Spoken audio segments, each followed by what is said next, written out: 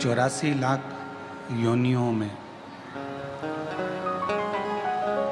83,99,999 योनियां काटने के बाद ये 84 लाखवें नंबर की योनि मानव की मिलती है।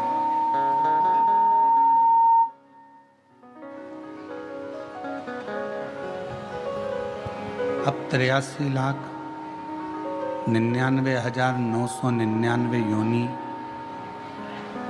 जब कट जाती है तब ये 84 लाखवें नंबर पर मनुष्य देह है।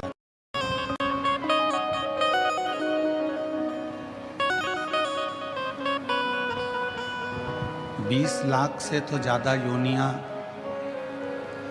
वृक्ष, पौधे, पत्ती, दुर्वा, घास इसकी हो जाती है।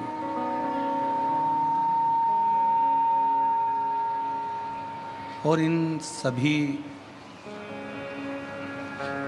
योनियों को त्यागते त्यागते त्यागते त्यागते फिर ये मानव का शरीर, मानव देह फिर प्राप्त हो।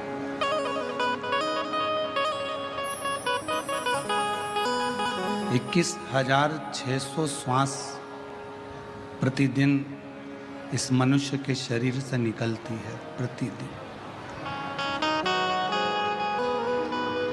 अब उस 21,600 श्वास में से कितनी श्वास आप परमात्मा को दे रहे हैं, कितनी श्वास आप अपने घर के लिए, परिवार के लिए, कुटुंब के लिए, कार्य के लिए रख रहे हैं। कथा के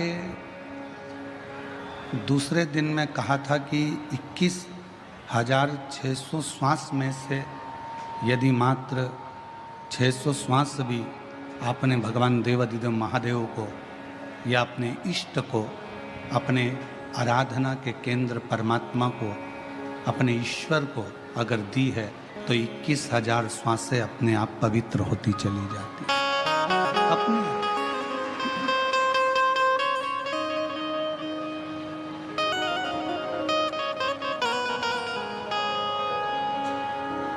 इस व्यासपीठ ने कभी आपसे ये नहीं कहा कि आप कहीं संत बन जाओ या साधु बन जाओ या सन्यासी बन जाओ या तपस्वी बन जाओ या किसी मंदिर में जाकर बैठ जाओ या किसी पवित्र नदी के तट पर जाकर बैठ जाओ।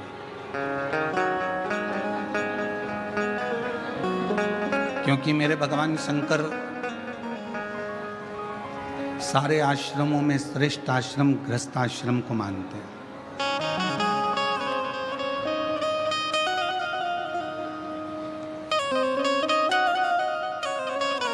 एक गृहस्थ चलते फिरते भी अगर भगवान का नाम ले लेता है तो भी उसकी मुक्ति सरल हो जाती है। सन्यासी को, तपस्वी को, साधक को, उपासक को, सन्यास लेने वाले को, साधने वाले को,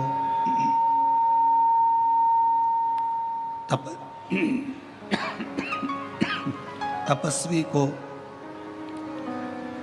तप करने वाले को, साधना करने वाले को, उपासना करने वाले को, साधना करने वाले को, तपस्या करने वाले को तो बहुत तप करना पड़ता है। पर एक जो गृहस्थी है, चलते फिरते भगवत नाम का स्मरण करे और पार उतरते चले जाता है।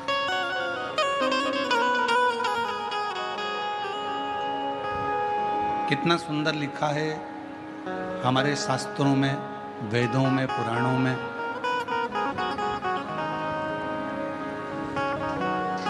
कि तीर्थ में जाकर बैठ गए तो मंत्र जाप ज्यादा करना पड़ेगा, सन्यास ले लिया तो भी भगवान के साधना तप ज्यादा करना पड़ेगा। पर यदि ग्रस्त में रह रहे हो,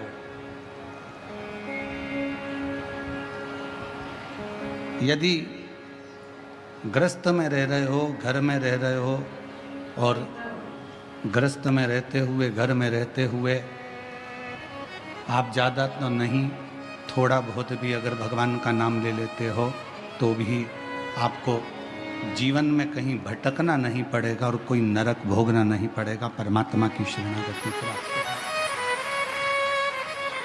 और शंभु शरणे मागो घड़ी रे दुख काटो दया करी दर्शन आपो शंभु शरण मागो घड़ी रे दुख काटो दया करी दर्शन आपो। एक थोड़ा सा भजन, थोड़ा सा स्मरण, थोड़ा सा मंत्र जाप भी मनो शरीर के लिए बहुत है।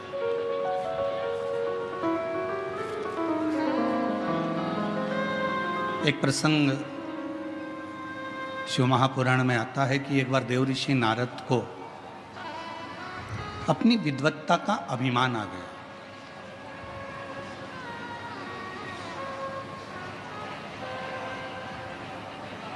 और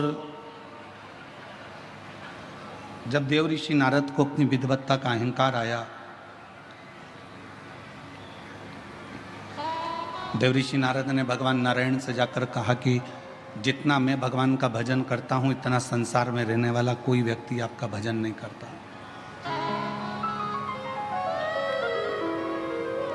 जितना मैं मंत्र जाप करता हूं, उतना कोई मंत्र जाप नहीं करता। जितनी बार मैं आपका नाम लेता हूं, उतना नाम शायद कोई भी नहीं लेता। भगवान विष्णु ने कहा, हो सकता है कि आपका मंत्र जाप प्रबल हो, आप श्रेष्ठ हो, मना नहीं।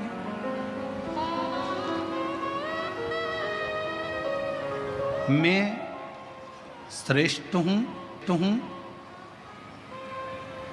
ये आपकी विद्वत्ता है, पर केवल पूरी दुनिया में मैं ही श्रेष्ठ हूं, ये आपका अहंकार है। मैं श्रेष्ठ हूं, ये आपकी विद्वत्ता है। आप श्रेष्ठ हैं, आप अच्छा कार्य कर रहे हैं, बढ़कर काम कर रहे हैं, मेहनत कर रहे हैं, अपने कार्य को आपने चार चांद